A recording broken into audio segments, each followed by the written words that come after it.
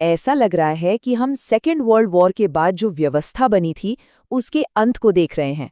और दुनिया के नेता जो शब्द इस्तेमाल कर रहे हैं वो सिर्फ असहमत नहीं है, वो बहुत ही खतरनाक है।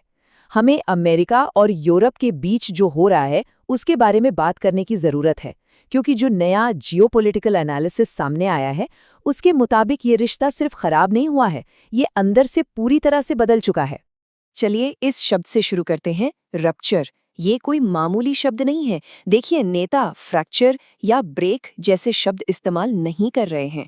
फ्रैक्चर तो ठीक हो सकता है, टूटी हुई चीज को जोड़ा जा सकता है, लेकिन रप्चर का मतलब होता है अंदर से फट जाना, किसी गठबंधन के जरूरी अंगों का ही तबाह हो जाना।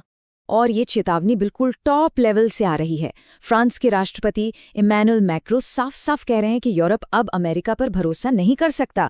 उनका कहना है कि वॉशिंगटन धीरे धीरे शत्रुतापूर्ण होता जा रहा है, मतलब एक पार्टनर की तरह कम और एक कॉम्पिटिटर, या यूं कहें कि एक दुश्मन की तरह ज्यादा बर्ताव कर रहा है।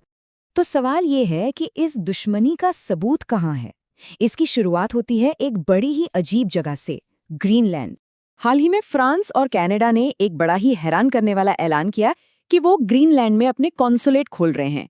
अब जाहिर है ये कोई टूरिज्म के लिए तो है नहीं, ये वॉशिंगटन को एक सीधा मैसेज है, एक ऐसे इलाके में अपना हक जताना जिसे खरीदने में डोनाल्ड ट्रंप ने सरेआम दिलचस्पी दिखाई थी।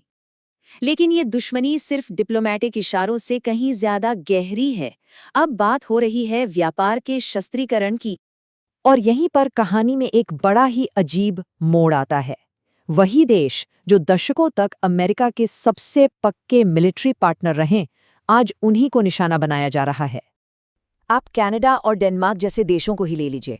इन्होंने अपने सैनिक भेजे, अमेरिकियों के साथ मिलकर बड़ी बड़ी लड़ाइयां लड़ी, लेकिन आज उन्हीं पर अमेरिका की आर्थिक नीतियां भारी पड़ रही हैं। डेनमार्क, जो नेटो का फाउंडिंग मेंबर है, जिसने 9/11 के बाद बहुत बड़ी कुर्बानी दी, आज उसे अपने ही इलाके ग्रीनलैंड को खरीदे जाने की धमकी मिल रही है।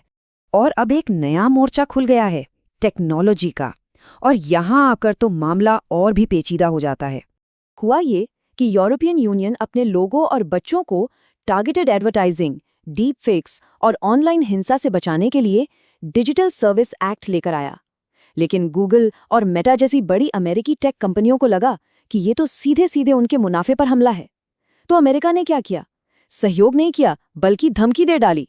मैसेज साफ था, अगर हमारी कंपनियों पर नियम लगाओगे तो हम तुम पर टैरिफ लगा देंगे। और ये सब हमें एक बहुत ही सनसनीखेज आरोप तक ले आता है, एक ऐसा दावा जो शायद इस पूरे जियोपॉलिटिकल झगड़े में सबसे गंभीर है। तो सवाल सीधा है, आखिर इस पूरी दुश्मनी का मकसद क्या है? इमैनुअल मैक्रोन ने जो कहा है वो चौंकाने वाला है। उनका आरोप है कि अमेरिका असल में यूरोपियन यूनियन को तोड़ना चाहता है। उनका मानना है कि अमेरिकी सोच बदल गई है और वो एक मजबूत यूरोप को एक खतरे की तरह देखता है जिसे तोड़ना जरूरी है। विखंडन, ये शब्द दोस्त आपस में इस्तेमाल नहीं करते।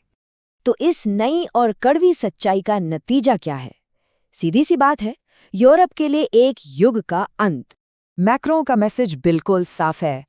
यूरोप का वो आराम वाला दौर, जब आप कैफे में बैठकर वाइन पीते थे और पहाड़ों को देखते थे, ये जानते हुए कि अमेरिकी मरीन आपकी सुरक्षा कर रहे हैं, वो दिन अब लद गए। और ऐसा क्यों? क्योंकि अमेरिका का भी यही कहना है कि भाई यूरोप ने अपनी रक्षा पर तो कभी पैसा खर्च ही नहीं किया। अमेरिका भारी भरकम खर्च करता रहा और यूरोप सोशल प्रोग्राम्स के मजे लेता रहा। अब ये और नहीं चल सकता। इस नई मुश्किल दुनिया में टिके रहने के लिए यूरोप को अब जागना होगा। मैक्रोन के हिसाब से उसे अपनी रक्षा, टेक्नोलॉजी और मैन्युफैक्चरिंग में आत्मनिर्भर बनने के लिए हर साल $1.4 ट्रिलियन खर्च करने होंगे। सोचिए कितनी बड़ी रकम है ये। तो मैसेज बिल्कुल साफ है, अगर यूरोप ने अब खुद को नहीं संभाला तो ये दरार हमेशा के लिए रह जाएगी। और हो सकता है अमेरिका चुपचाप यूरोप को बिखरते हुए देखे। और ये हमें एक बहुत बड़े सवाल पर लाकर छोड़ देता है, क्या ये उस पश्चिमी दुनिया का अंत है जिसे हम आज तक जानते आए हैं?